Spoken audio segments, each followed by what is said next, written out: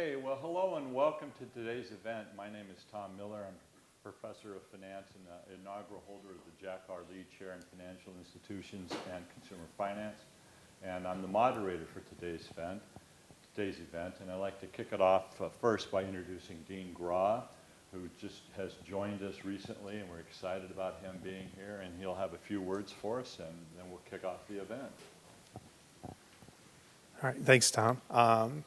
So as mentioned, my name is Dean Scott Graw. Just started at the College of Business here within the last few months. Started on July 1st. And I'm excited to be here. When Tom asked me to come just say a few words, one of the things I mentioned to him is this is exactly the type of event that I want to make sure that I can associate with as I have the opportunities, but this needs to be what our College of Business is known for. So Tom has done a great job of getting plugged in Washington, done a great job of bringing key thinkers here to campus to introduce topics such as law, economics, finance, regulation, and so forth. And these are topics and conversations that need to be had. So I love the conversational format that we've got here. And I know we've got a fantastic speaker here today. So in order to introduce him, I'm going to kick it back over to Tom. So. Okay, well, thank you, Dean Graw.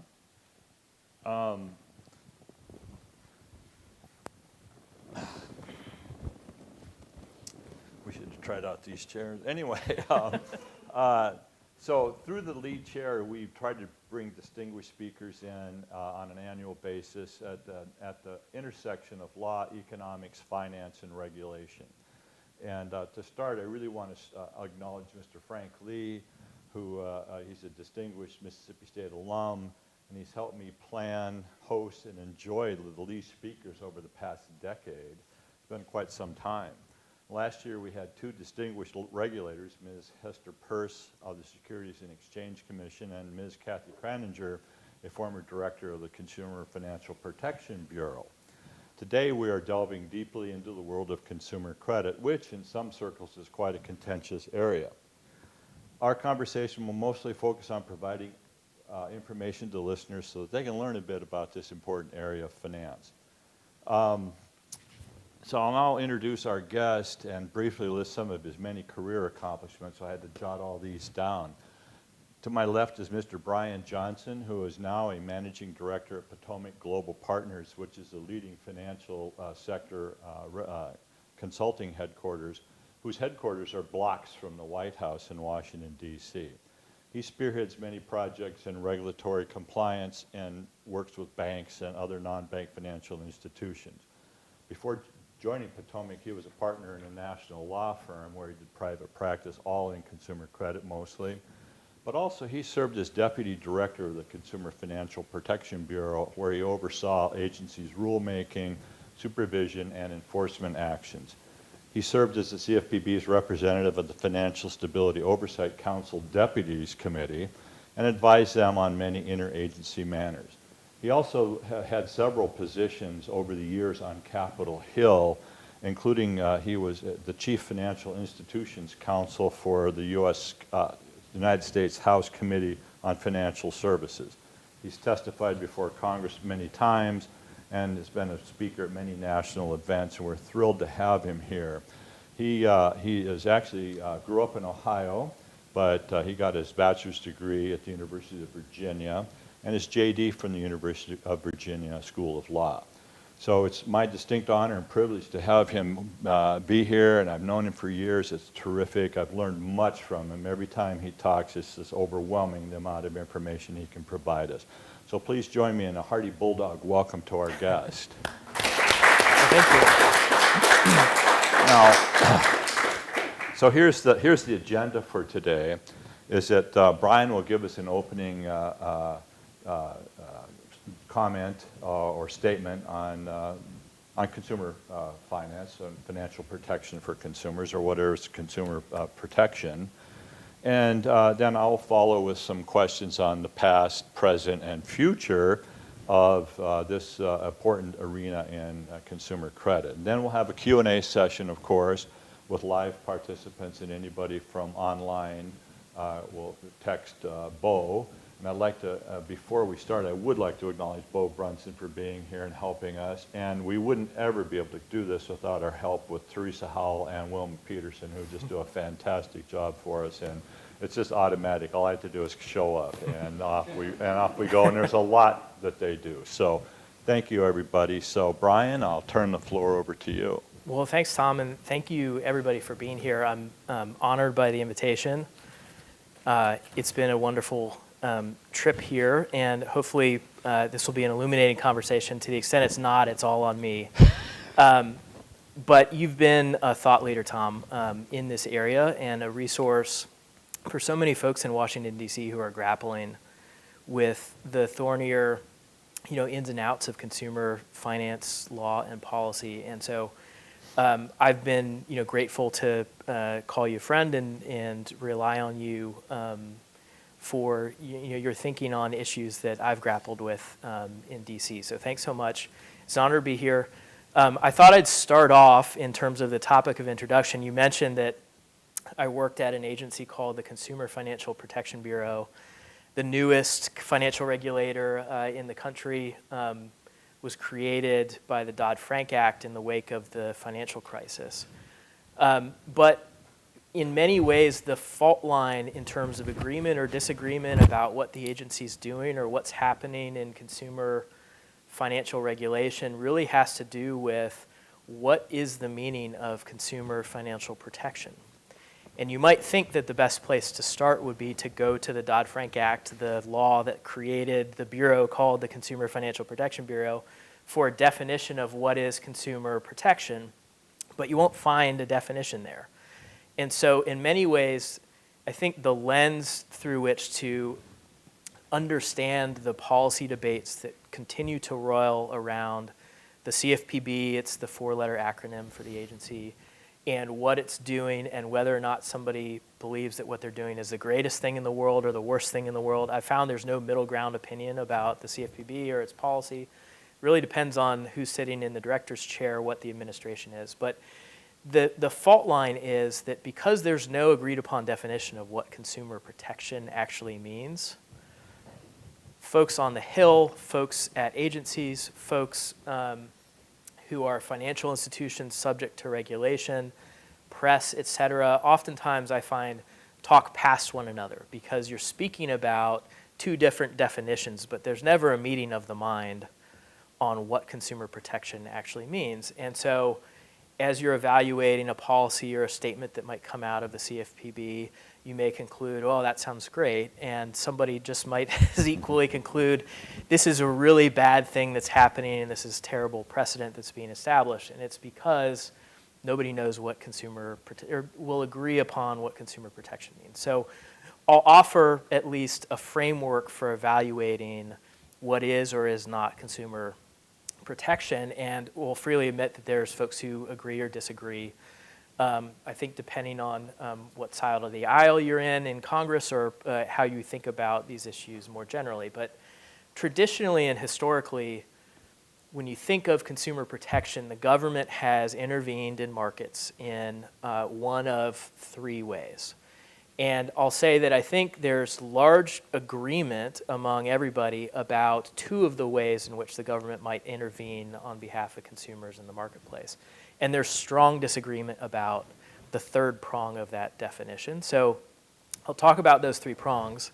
And my hope is, for 10 years I've been trying to say, let's all have the primary discussion here about what's an acceptable definition of consumer protection, and then we can evaluate the policies that are being proposed coming out of Washington, D.C. So the first prong I think about is information markets and disclosures to consumers. So fundamentally, if a consumer wants to get the benefit of the bargain and they're shopping for a consumer financial product or service, they ought to know what the material terms of that product or service are so that they have an informed view of what they're getting into. And so since the 70s and even beyond then, but primarily in the 70s, there were a series of laws that Congress passed that mandated disclosure to consumers of the material terms of a loan or financial product or service.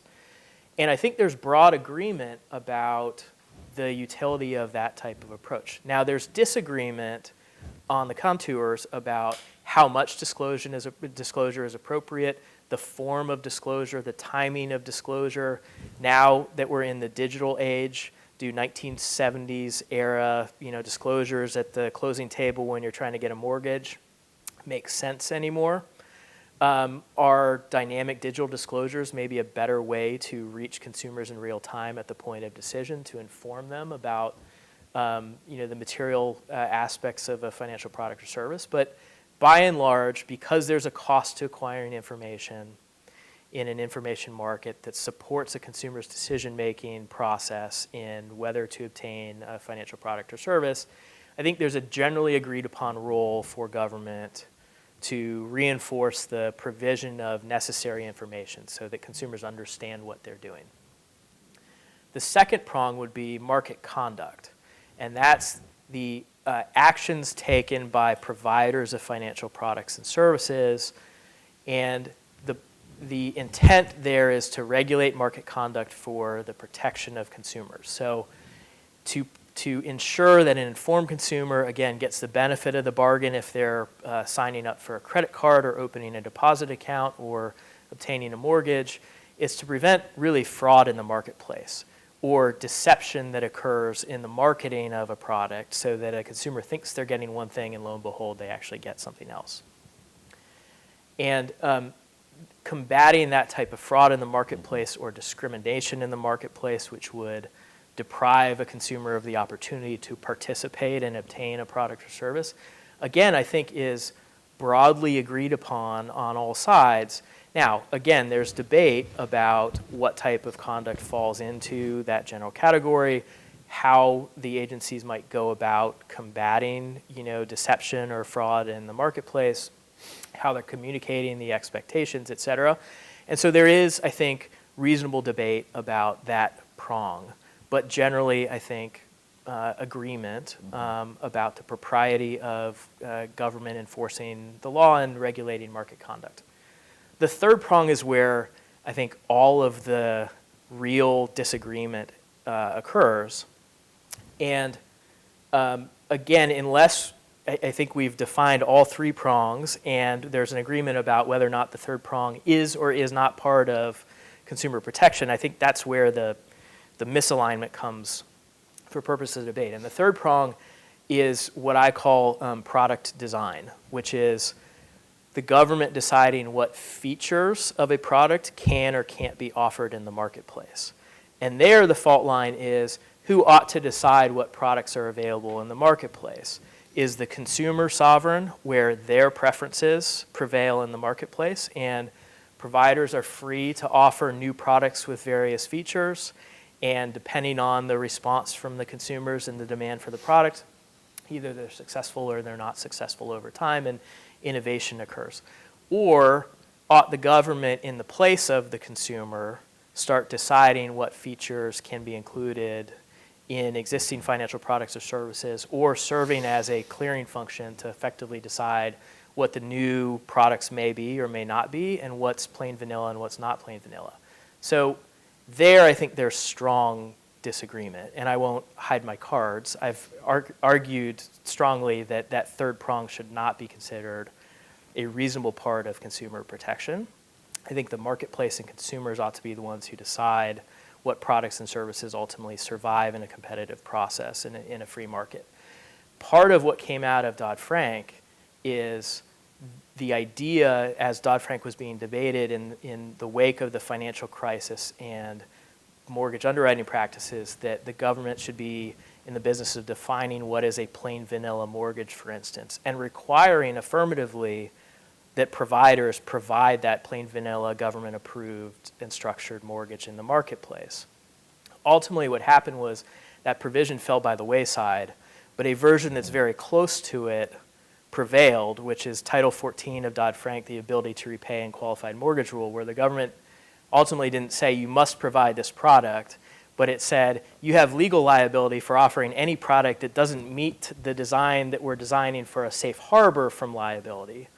And because people respond to incentives, what happened was, of course, substantially all mortgage lending in the marketplace now is mortgages that are designed to afford the safe harbor of what's called a qualified mortgage, and therefore avoid liability for failure in a borrower challenge to properly assess ability to repay. And so there's more and more instances, I think, growing where government policy is intervening in what I call product design to on behalf of consumers, make the choices that I think consumers ought to make. And you see it with efforts to regulate debit interchange fees, renewed efforts now to regulate credit card interchange fees being debated in Congress. You have a proposed rule from the CFPB to cap the amount of credit card late fees, et cetera. All of those are interventions supposedly to help consumers, but ultimately, I think, are detrimental to overall consumer welfare, aggregate consumer welfare in the marketplace. And the lesson is there's no free lunch. Somebody's going to pay when government decides you can't have this feature, you need to cap the cost of this feature, et cetera. And it's imperative for lawmakers, for policymakers in DC to properly account for who's on the hook for the changes that are being made in these types of regulations. So again, in summary, most of the debate, I would say, for the past 10 years has been what is proper consumer protection, what should not be considered properly consumer protection, and using that kind of framework to evaluate the policies that are being proposed and advanced. Okay, well, thank you for that overview, Brian. It's very interesting, and I'm just wondering then, a natural follow-on question would be, so how do we get consumer protection defined in the law? How would that process work? Well, I think two ways. Congress could define it, always. They could legislate. I think it's not lost on folks that we're in an environment that's divided. There are razor-thin margins in the House and the Senate, and so query how likely any change would be. The other way is the CFPB has interpretive authority with its Title 10 of Dodd-Frank, its organic statute, and could define consumer protection. An interesting kind of related legal implication there is the way the state and federal balance is established between what CFPB does in its regulations and what states may do in credit regulation and financial services regulation is established by a provision that sets out when preemption occurs, when the federal action preempts state laws, state regulations, state licensing regimes, state-approved practices and products. And there, the way the default is set is CFPB effectively establishes the federal floor for the nation in terms of consumer finance regulation. The statute says that the states may go further provided that the protection they provide is greater. So again, the question is, what is protection? You could conceive of a policy that would benefit a small number of individuals in a marketplace by artificially giving them a cheaper product or service, but that cost would then be borne by everybody else through reduced access to credit for higher interest rates, higher fees in other regards, et cetera. There's no free lunch. So the cost, there's savings for one defined group. The cost may be spread out over a larger group. When you're thinking about what's greater protection, the question ought to be, does this, for all consumers, of all classes of consumers as you're going to define them, does it increase or decrease aggregate consumer welfare across the marketplace? And so the Bureau could do some good, I think, by proffering a definition via rule or interpretive rule about what is consumer protection and the circumstances under which states would afford, quote, greater protection. Okay. Well, let's take a little bit of a trip down memory lane a little bit. So you mentioned the CFPB, and a lot of folks might not know how this agency came to be and why it came to be and what it can do. So you just kind of give us a little bit of a history of the Bureau. Sure. So the crucible that created the CFPB is really the financial crisis, and meltdown in mortgage-backed securities. A lot of folks didn't understand where risk arose, and so there was a Financial Crisis Inquiry Commission that was commissioned, a blue ribbon, panel set up by Congress to try and identify the root cause of the financial crisis, with the idea being, let's figure out exactly what happened so that we can be sure that it will never happen again. Well, the Inquiry Commission put out its report, but after Congress had already written the law to address the problem. So before figuring out the root cause of the problem, Congress went ahead and legislated. And in that environment, it's perhaps not surprising that, that members of Congress wanted to move quickly. But what happened was, the culmination was what's called the Dodd-Frank Wall Street Reform and Consumer Protection Act. And there were a number of titles that changed financial regulation in significant ways in banking and securities and commodities, and in consumer protection as well. And so one of the ideas that animated the CFPB's creation was, because the banking agencies had responsibility for safety and soundness prudential supervision of banks, but also for consumer protection and for enforcing consumer protection statutes that were on the books, they lost sight of both. If you're doing too many things, you're not doing one thing well or the other thing well. So the idea was, create a new agency, take all of the consumer protection functions of the other agencies, consolidate it in one agency, give it a singular mission, and let the other banking agencies go back to their safety and soundness missions. So that was the idea. And Title 10 is the section of Dodd-Frank that created the CFPB. The way it was structured was a bit odd. It's formally a bureau of the Federal Reserve System, but independent from the Fed. So it operates on its own, although it's technically a bureau, which is why it has its name. It receives its funding through quarterly draws from the net earnings of the Federal Reserve System. It's not appropriated, and unlike other financial regulators, it doesn't assess, the companies that it examines fees to cover, its operating costs. So it has a very unique funding mechanism. By law, it's not considered appropriations, not subject to apportionment, not even considered, quote, government funds, which is an oddity. It has one funding source from the Fed. The Fed can't ask questions about the letters, the 2-paragraph letters that it receives on a quarterly basis from the CFPB saying, please give me $200 million. And Congress, importantly, can't, by law, the appropriations committees are not permitted to review the CFPB's funding or budget. So hyper-independent from the congressional appropriations process. In terms of governance structure, unlike some of the other independent agencies, it's one director. It's not a 5-member bipartisan panel that makes the significant decisions for the agency. Originally, the director was supposed to be independent of even the president, and there were protections for the director's decisions in that the president couldn't remove the director except under limited circumstances. That structure was actually challenged in the Supreme Court in 2020 throughout that portion of the statute, and said that it's a violation of the Constitution to have that level of independence from the president. And so the director now serves at the pleasure of the president, and the agency, as a consequence, is much more highly coordinated with the White House and its political activity. So you have hyper-independent funding structure, which remains. You have independence and wide discretion and a broad set of authorities and responsibilities for the director.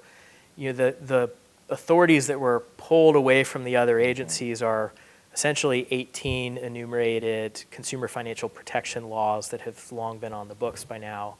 And the CFPB has, sole rulemaking authority in those respects, has ability to supervise both banks and, interestingly, for the first time, non-bank financial institutions. First time there's been federal supervision of non-banks.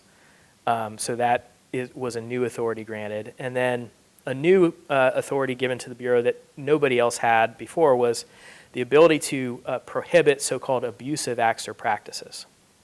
And the statute had a bare bones definition of what is abusive.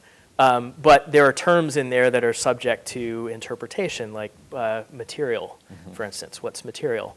And so there's been, controversy about some of the new authorities that have been provided to the agency, and certainly controversy over the last 13 years over how the agency has chosen to carry out its mission. But the financial crisis was the crucible. Dodd-Frank was the means, and CFPB was the result. And so it's the newest financial regulator on the block.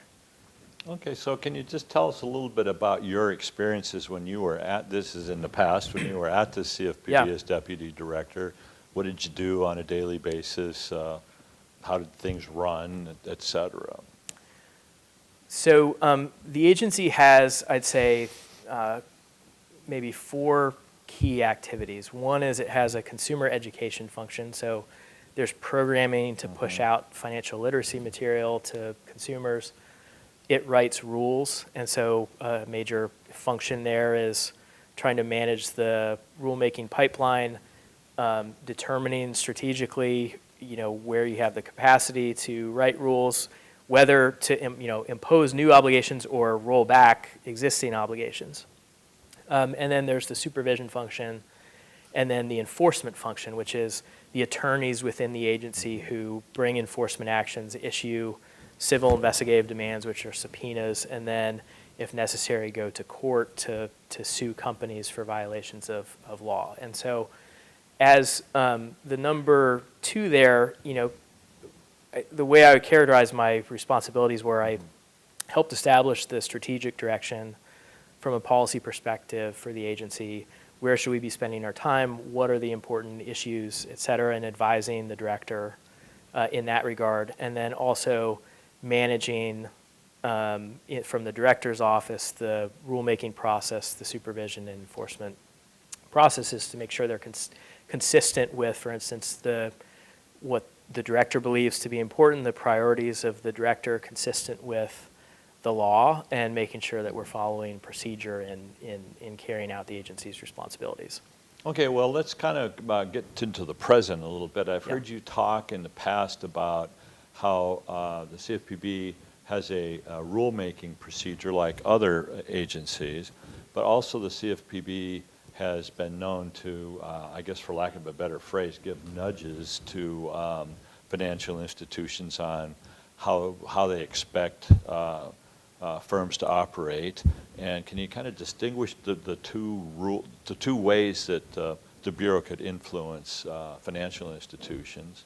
And then we'll talk a little bit about the current Supreme Court case that's coming up. Yeah, I mean, I think there's, for better or worse, multiple ways the agency influences, current practices in the marketplace.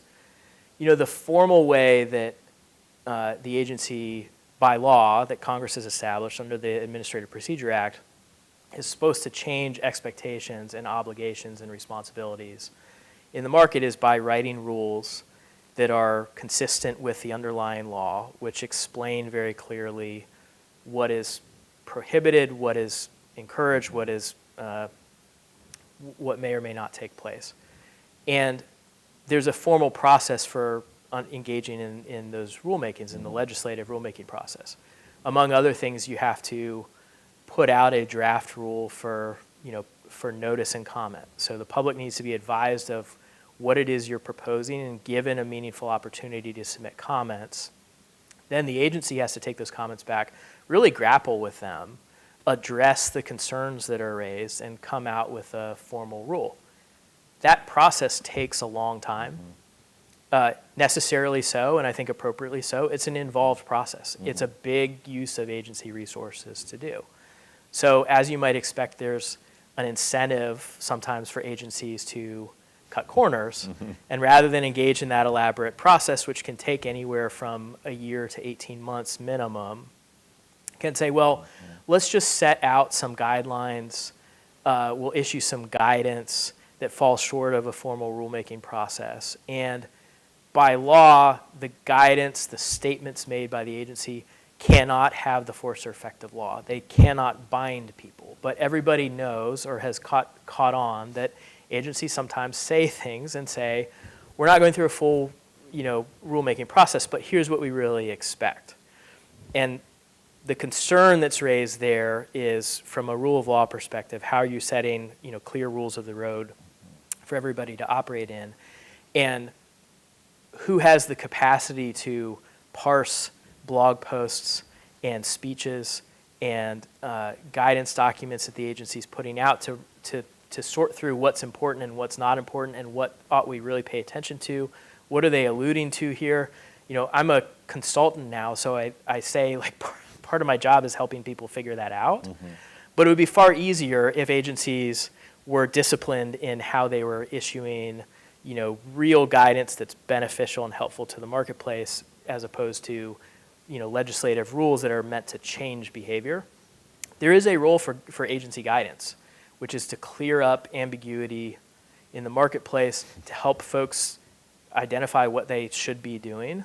The problem is when that guidance exceeds its bounds and starts taking on a form of something like a rule, where expectations are being set deliberately or inadvertently, to the point where the agency becomes aware that folks are necessarily changing their behavior in line with the guidance.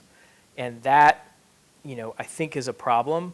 I think it's unfortunately a growing problem in agency practice. Mm-hmm. I think it's not unique among the CFPB, but I've testified and been very clear about the times in which I think the CFPB has overstepped its bounds. So ultimately, I think the agency, for the long term, as long as Congress sees fit to keep the agency around and doing its business, I think the agency, its staff, consumers, financial services providers would all be best served by the agency kind of adhering to what the APA requires in terms of what it's saying, whether it's falling within the appropriate categories, and if it really does want to change behavior, going through the process of a formal rulemaking.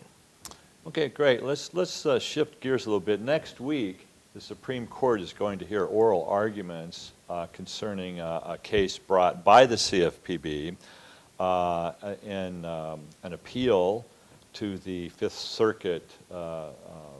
I'm not really good at these circuit, keeping all the players, but the Fifth Circuit has ruled basically that the funding mechanism for the CFPB is unconstitutional, and there was an industry group that brought some other complaints to the Fifth Circuit that denied all those. So we basically have a simple issue before the Supreme Court that's very thorny and nettlesome, and the Supreme Court gets many cases that people want to have the Supreme Court hear, so they're pick and choose among them. But one of them they've chosen to hear are oral arguments on this Fifth Circuit ruling and the appeal by the CFPB, and it all stems upon the constitutionality of the funding of the CFPB, and it's a thorny and nettlesome question. So if you could maybe just outline, the arguments on both sides, and to start with, that would be an interesting thing, actually. It's a fascinating case. So it grew out of a rule that the CFPB issued in 2017. It's payday rule, which had a couple parts. One was a mandatory underwriting mechanism where storefront payday lenders effectively were supposed to engage in an underwriting process that was designed more for mortgage origination. Mm-hmm. And then a payments provision regarding kind of repeated efforts to debit an account to recoup the loan proceeds. CFPB finalized it in late 2017, just prior to Director Cordray's resignation and departure from the Bureau. New leadership came in, said we're going to revisit that rule, and so in 2020 finalized a rule to repeal a portion of the original rule. So consumer advocates sued on the 2020 rule. They were unsuccessful. A trade association sued on the 2017 rule, saying you can't, the rule is invalid for a number of reasons. Many of the arguments were unsuccessful at the district court level and at the Fifth Circuit level, but one of the arguments made, which was successful at the Fifth Circuit level, was as an agency, you only get funding from one place, and that's the transfers I was talking about from the Fed. That's not an appropriation, and the Constitution says that Congress decides how agencies are funded through the appropriations process, and because the funds that you collected from the Fed were used to write this rule, and because the funding mechanism is unconstitutional, you lacked the authority to act to finalize this rule. So that was one of the articulated kind of grounds for relief cited by the Trade Association. The Fifth Circuit agreed and said, you're right, agencies need to go through the appropriations process. CFPB's funding mechanism violates the separation of powers in as much as Congress doesn't set the amount that the Bureau spends on an annual basis. The director does in his own discretion. So the CFPB with the DOJ Office of Solicitor General appealed to the Supreme Court, which accepted the case, and briefs were filed over the course of the summer, and so oral argument is going to be held on Tuesday. And the question presented to the court is whether or not the Fifth Circuit erred in holding the funding structure unconstitutional and invalidating the 2017 payday rule. So there's a lot of speculation about where the individual justices might be on the issue, how the case might come out, but fundamentally there's really two outcomes here. Either the court reverses the Fifth Circuit, disagrees with the reasoning of the three-judge panel, says there's not a constitutional problem with the CFPB's funding mechanism. If Congress wishes to give away its own power of the purse and let an agency set its own budget, that's a problem for Congress, but not a problem from a constitutional perspective. So in that scenario, the court would reverse the Fifth and the CFPB would go on its merry way as designed. The other potential outcome would be is if the Supreme Court affirms the Fifth Circuit and agrees that the funding mechanism is unconstitutional, then there's a lot of speculation about, okay, well, what's the follow-on effect of that? What's the remedy the court might provide? Would it provide the requested relief, which is just invalidating the 2017 payday rule? Would it delay its decision for a period of time where Congress then could maybe come in and establish a separate and presumptively constitutional funding mechanism to replace the one that was faulty? And is there something unique about the CFPB's funding such that other agencies wouldn't find themselves in the same situation as the CFPB might? So you might imagine a scenario where the court would say, CFPB's funding, because you're not appropriated annually by Congress, is unconstitutional. Well, there's a number of other agencies that don't receive annual appropriations, the OCC, the Fed, the FDIC, the NCUA, et cetera, who are funded either through fees paid for depositor share insurance protection or assessments on the companies that they regulate. So there are arguments on both sides about the extent to which the CFPB's funding is itself so unique that there's no peer within that kind of group of non-appropriated agencies. There's arguments on the other side that says there's no fundamental way to distinguish between those. And so undoubtedly the court will grapple with these questions in rendering its opinion. The court's expected to decide as soon as spring to summer of 2024. And so to the extent that Congress needs to get involved to try and legislate an alternative funding mechanism, it's not lost on anybody that that's the height of a presidential election year, and who knows how that legislative process plays out in that type of environment. So, plus all the senators that are up for re-election in the entire House, and yes. So that all have to come together to figure out a new funding mechanism. Yes, perhaps. And if you can't agree on what consumer protection is, it's hard to believe there's going to be a meeting of the minds on the appropriate level of funding established, for the agency. Wow. Yeah, it'll be a fascinating case, and when it's could the court just decide, well, we have some advice but no opinion, no legal opinion? Can they do that too? Can they just say, hey, well, we've heard this, here's what we think, but we're not going to rule on it? I think unlikely, because as the way the court operates, if it thought that the issue wasn't ripe for an opinion, it simply wouldn't have accepted the case to begin with. And in rare circumstances, they'll accept a case, for cert and then send it back. Okay. They haven't done so here, and so I think they're course committed, so to speak, in rendering an opinion and a decision. So the Solicitor General is the person who argues on behalf of the CFPB, because that is the government's lawyer, is that correct? And Yeah. what's their position then that they will argue, do you think?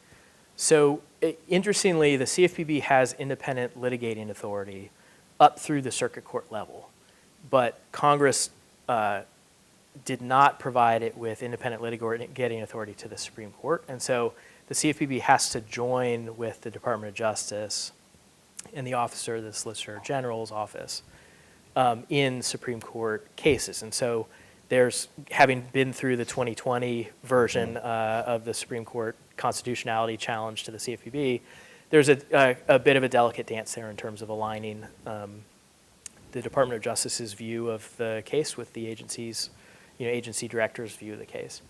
But it's going to be the SG, arguing on behalf of the government and arguing that, in essence, the Appropriations Clause requires nothing more than a law established by Congress which identifies a funding source for the agency. And so specific amounts aren't needed, an indefinite time period for funding in perpetuity is permissible. They're trying to establish a low bar to clear in terms of, what would meet the standard of an appropriation under the Constitution. The trade association, for its part, not surprisingly, says something more is needed for an appropriation than that, and effectively ceding in perpetuity to one person, the director, the amounts that the agency can spend in a given year is an abdication of the appropriations duty, responsibility, constitutional authority of Congress. And effectively, the Appropriations Clause and the separation of powers principles embodied in the Constitution impose an affirmative duty on Congress to appropriate. The people gave one body the power to appropriate, and so they ought to go do it, and they can't abandon that responsibility in perpetuity to an executive agency. Okay, so I'm not going to ask you to make a prediction, obviously, because that's that would be, we would all say it was 50-50, or 75-25, one way or the other, and it just would be a fascinating case to follow, actually, and especially the timing of it is interesting. And I just want to pivot a little bit for the next few minutes and talk about research, which is a favorite topic of mine and a lot of my colleagues, and yours too, I know. But the CFPB was designed to be a data-driven agency, meaning that they would rely on research and to help them in their rulemaking process. And so the economists at the Federal Reserve routinely publish peer-reviewed academic articles that helps understand many aspects of the financial market. Does the CFPB has a research department, and what do they do basically? What do they write research papers? Do they engage in their own research to help the bureau, or can you just talk a little bit about that? Yeah, so there's an Office of Research, and there are PhD economists that serve within that office. By and large, I think there's two responsibilities. One is for the agency business. There's, they perform the cost-benefit analysis, the 1022 requirements to satisfy the law. When the agency is writing a rule, as part of that process, they have to engage in an analysis of the anticipated costs and benefits of the rule. So the economists are brought in to measure, analyze, and report on the costs and benefits associated with the rule. There's a lot of gamesmanship that can happen, I found, in how the agencies undertake cost-benefit analysis. So, how are you measuring the costs and the benefits? And, the current administration has issued an EO that changes the way fundamentally in which, agencies engage in this analysis. And so from administration to administration, it goes back and forth. where you're more stringent in terms of the analysis, I would characterize it, or more lax in terms of the analysis. And so, the substance of the new EO is, to the extent that an agency can identify quantifiable costs or benefits for purposes of analysis, it can include qualitative considerations. So, though we can't measure it, we anticipate that the following might happen, and these people might benefit, these people might be harmed, et cetera. The other way the agencies kind of set cost-benefit analysis, you have to establish the economic baseline, because you have to know what you're measuring against. And so the Office of Research helps select the economic baseline. In my experience, oftentimes the baseline makes sense, but what you're trying to measure is the status quo ante before a regulation takes effect in the marketplace, an assessment of what happens, the predictable effects of the rule afterwards, and then you're measuring the differences to arrive at a cost-benefit analysis. But if you're picking the wrong baseline, that substantially alters the analysis. And so there needs to be, I think, consistent practice there in terms of the methodology for selecting the economic baseline. The other thing that the Office of Research does is they will issue research reports in the Bureau's name. So there are data points and other research efforts undertaken to help the general public understand, how certain consumer financial markets work, or emerging, changes, understanding the, economics associated with a financial product, et cetera. And then the last piece is the economists are permitted to engage in what's called self-directed research. So essentially academic research on their own, following their own interests. And there was a bit of a flap when we came in when we discovered how much of an economist's time could be put to self-directed research as opposed to government agency work. And so we adjusted that level a bit.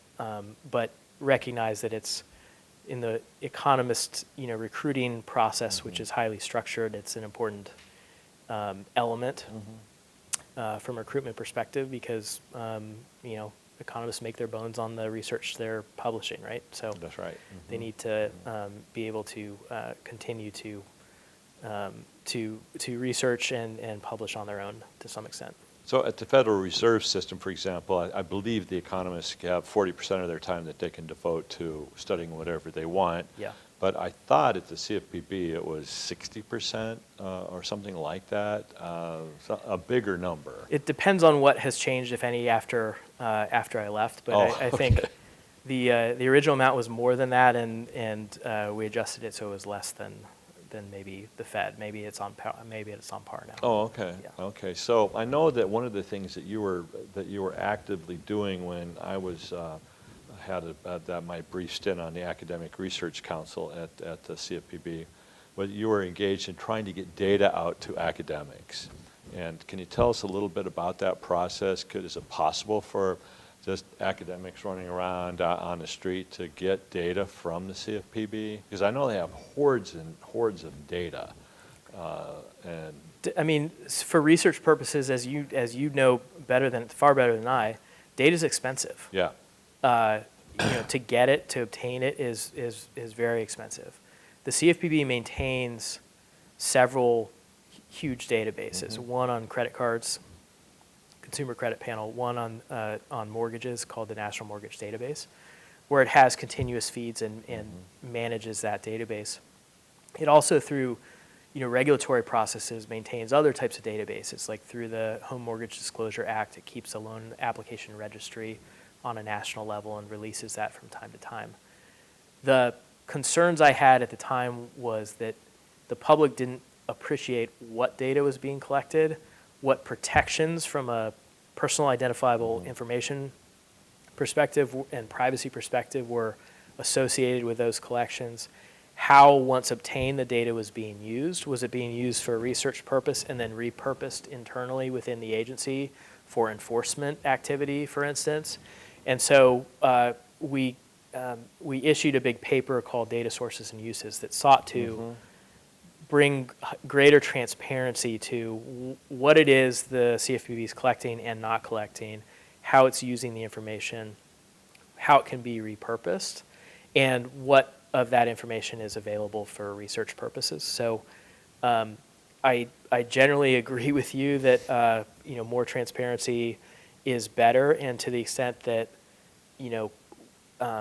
without violating kind of trade secret protections associated with the data or privacy considerations associated with the data, if the agency could make more of that available to researchers for the benefit of of the advancement of knowledge and understanding of how the markets work, so much the better.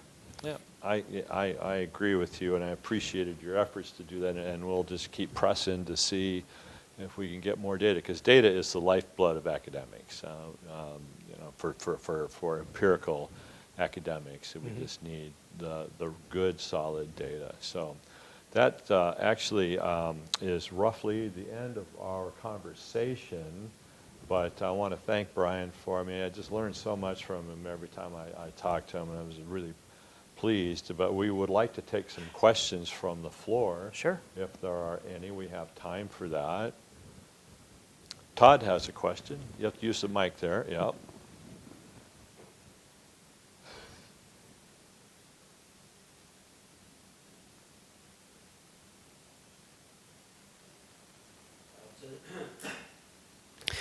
Let's see if, I think it's working. So just a really, really quick one. So I was fascinated by the Supreme Court case and the funding structure of this agency. And I was just wondering, like, given very current events, will they be affected by the shutdown, given that their funding structure is kind of independent or technically not government funded? That's a great question. I believe, portions of the Bureau's budget may be subject to sequestration. I didn't go through a shutdown while at the agency, so I'm not sure exactly how things hash out. But,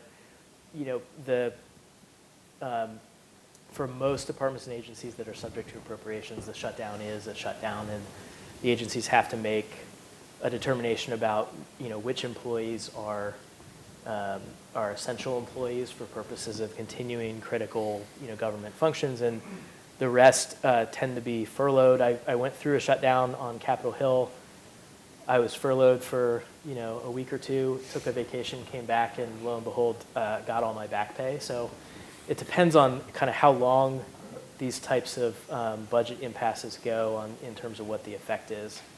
It's a great question about the CFPB funding. My sense is that that because they're outside of the discretionary, budgetary process and on the direct side of federal spending, that they won't be immediately, shut down. But as a matter of policy, they might agree to follow, whatever, guidance is issued by the Office of Management and Budget to the independent agencies. So it's a great question. Other questions? We'll have to get a microphone to you. Well, for the feed. Yeah. We can hear you fine. We want the world to hear you. Is this on? Okay. First of all, as a regulated entity of the CFPB, and since we're recording this today, I want to talk about how much I really love the CFPB. Those folks are great. We love every one of them. So, but no, seriously. Are you blinking SOS there? Seriously, I was curious if you had, you were pointing out that sometimes they don't issue rules. Sometimes we all pick up an enforcement action, and those of us in the industry read it and say, well, that's effectively a rule. If they're going to sue my competitor over something, I better read this like it's a rule. I was curious if you had read the enforcement action against Heights Finance, and if there were any shocks or surprises in there for you about what the Bureau seems to be doing there. So you've stumped me on the Heights Finance. I'd have to refresh my recollection. Okay, well, there's a bunch of stuff in there, but okay. They seem to not like closing fees, Rule of 78s, repeat borrowing, all those kind of things that are, kind of part and parcel to the industry in a lot of states. Some states they're not, but they seem to be really going after those practices. So, given the political football that the Bureau tends to be Yeah. these days, does any of that surprise you?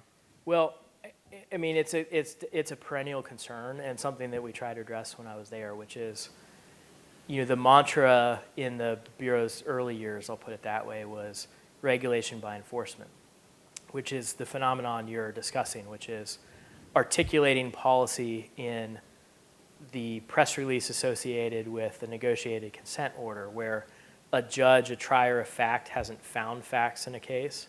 A company, for a variety of reasons, just wants to sign on the dotted line to move on with their business, to resolve the concerns that the Bureau has. And the problem with that from a rule of law perspective is just what you've articulated, which is how much stock do you put into, allegations laid out in a complaint or asserted in a consent order when only one side of the story is really fundamentally being told? And how do you build, a compliance function around that? And the agency in its earlier years really leaned into that effort and said, yes, regulation by enforcement is the policy of the Bureau, and it would be malpractice for any institution not to closely read all of our consent orders and modify their behavior accordingly. Basically, we're going to use the folks who are the targets of enforcement actions, and that should be a signal to everyone else. Interestingly, the Bureau has changed its approach in more recent years, which is, the director has testified, we heard you loud and clear, industry, congressmen, everybody else, that you don't like that approach. You think it's unfair because facts aren't known, they aren't established. It's hard to know in the unique circumstances of a single case whether this is a widespread risk or how we ought to adapt our business accordingly to address the, maybe not so clearly articulated concerns that the agency even has. And so the new director has said, I hear you loud and clear there. We're not doing regulation by enforcement. I actually want to litigate because I want a durable record of cases where judges are weighing in and saying this is or is not a violation. That's all well and good, but the pivot has been, well, if you don't want regulation by enforcement, then what I hear you saying is you want more guidance. And so now we're in a world where there's regulation by guidance, which is circulars being issued, interpretive rules, advisory opinions, blog posts, speeches, et cetera, where the director or his representative is articulating concerns, generalized concerns, maybe sometimes specific concerns that the agency has, but it's not changing the rules under which people are supposed to operate because it's not writing rules, and it's not even, for that matter, bringing a historically large number of enforcement actions to create that durable case record or case history. So in some ways you could at least look to a document that is filed in a federal court, a consent order for kind of an articulation of allegations at least. Now you're in a world where you have to pick apart a blog post to understand what's happening. And I think that's a step in the wrong direction, sold as a step in the right direction in response to the concerns that were articulated previously. I think the answer is the agency needs to establish clear procedures for the issuance of guidance. And the Congress passed a law, the APA, that says here are the acceptable categories of agency guidance. An interpretive rule is fundamentally the agency's articulation of what the law is, not creating new law, just saying this is what it is. If there's ambiguity, we're going to clear up that ambiguity, and this is what it is. Another acceptable and legally recognized category of guidance would be a statement of policy, which is the agency is not saying this is what the law is or what you should or shouldn't do, but we're going to articulate on a prospective basis how we're going to undertake, as an agency enforcing a law in a particular way. So they could articulate how they're going to exercise prosecutorial discretion in bringing cases, which is something CFPB did when I was there, which was a policy statement on abusiveness. So we said, we're not going to double plead. We're not, if there's behavior that we believe, violates the abusiveness standard, we're not going to say the same facts are both abusive and unfair or abusive and deceptive. We're going to just plead one set of facts. So folks, at a minimum, in a consent order or in a judicial opinion, will understand this set of facts is abusive. And over time, you can develop an understanding of the contours of the definition of abusiveness. That, I think, was a mainline kind of policy statement of how the agency would go about its business. So there's two categories of very helpful guidance. I'm not suggesting that the agency shouldn't issue guidance. I think it should stick within the legal framework established by Congress for issuing guidance, because it can be helpful. But if it goes beyond the bounds or it gets into the gray area between, are you saying what the law is, or you're saying how you're going to undertake your responsibilities as an agency, versus here's what we expect agencies, here's what we expect industry to do, or here's how we expect them to change their behavior, that, I think, gets into the category of requiring a formal rulemaking to do. And so procedures in place adopted by the agency, maybe adopted as a formal rule that would say, here's how we're going to go about issuing these forms of guidance, would do a lot of good in clearing that up. I mean, we're, unfortunately, I think, in a world where the agency is now using the bully pulpit in blogs to list by name the institutions, for instance, that have or have not changed overdraft practices in response to pressure that the Bureau's applying both publicly and non-publicly. And that type of pressure tactic, ultimately, I think is counterproductive for the agency for the long term, and I think certainly unfair to the institutions that find themselves on the receiving end of that type of communication. We actually have a couple of questions from the internet, and these are specific questions, and I'll try to parse them a little bit. So, has the CFPB ever attempted to define abuse? And then the second part is, do other agencies have the authority to regulate unfair, deceptive, and abusive practices? So what the Bureau calls its UDAP authority is unfair, deceptive, and abusive. Since 1935, the FTC has had UDAP authority, not with respect to abusive acts or practices, but unfair and deceptive. So one of the issues is, for literally decades, FTC has had well-defined, policy statements which define unique policy statements, but define unfair and deceptive acts or practices. And it was a hard-fought battle to get there. You might recall in the 70s, the FTC was highly active in using its unfairness authority to go after, children's television advertising practices, for instance. And it got so bad that I think the New York Times or the Washington Post, I think it was, called FTC the national nanny. And Congress had to intervene and strip its rulemaking authority, and then stripped its budget, and then for 14 years refused to reauthorize the agency. So extreme measures used, through the appropriations process, I would point out, to alter agency behavior when it sees fit to kind of exceed its bounds. And the result was what had been binding, kind of agreed upon definitions of unfair and deceptive acts or practices under the consumer welfare standard. And so FTC precedent is longstanding. CFPB was given a cloned version of the unfair and deceptive authority for use with respect to institutions under its jurisdiction in the Dodd-Frank Act, but then was given this new abusiveness authority. There is a statutory definition, as I mentioned. It's just that some of the terms within that statutory definition are open to interpretation. And so the agency, if it wished, could go through a full notice and comment rulemaking process to define abusiveness. There are challenges with that, and that's something we explored. The first step we took was an open discussion in a panel, a group of panelists, experts, to come in to discuss the agency's jurisprudence with respect to abusive authority, and then to work towards an agreed upon definition kind of across the spectrum of opinion. The agency issued the first policy statement on abusive acts or practices, which was, again, consistent with the requirements for guidance, an attempt to articulate the circumstances under which the agency would bring an abusiveness claim not to define abusiveness per se.